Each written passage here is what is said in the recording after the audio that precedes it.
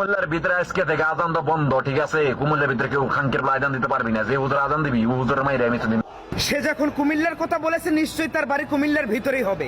প্রিয় মুসলমান ভাই ও বোনেরা, ভিডিওটা বিদ্যুতের গতিতে শেয়ার হবে। আগামী 24 ঘন্টার ভিতরে এই নাস্তিকের বাচ্চাকে ধরে আইনের আওতায় নিয়ে এসে কঠোর শাস্তি প্রদান করতে হবে। 95% মুসলিম দেশে বসবাস করার পরেও ইসলামকে কটূক্তি করে কথা বলার অপরাধে এর কোনো ক্ষমা নেই। এই নাস্তিকের বাচ্চাকে কঠোর শাস্তি প্রদান করতে হবে। ইন্দুরের খনের ভিতরে থাকলেও সেখান থেকে বের করে নিয়ে এসে ওর চিহ্নটা টান দিয়ে ছিঁড়ে কুত্তাকে দিয়ে খাওয়াতে হবে।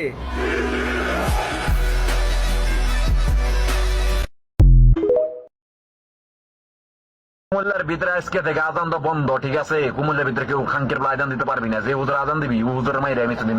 সে যখন কুমিল্লার কথা বলেছে নিশ্চয়ই তার বাড়ি কুমিল্লার ভিতরেই হবে। প্রিয় মুসলমান ভাই ও বোনেরা, ভিডিওটা বিদ্যুতের গতিতে শেয়ার হবে। আগামী 24 ঘন্টার ভিতরে এই নাস্তিকের বাচ্চাকে ধরে আইনের আওতায় নিয়ে এসে কঠোর শাস্তি প্রদান করতে হবে। 95% মুসলিম দেশে বসবাস করার পরেও ইসলামকে কটূক্তি করে কথা বলার অপরাধে এর কোনো ক্ষমা নেই। এই নাস্তিকের বাচ্চাকে কঠোর শাস্তি প্রদান করতে হবে।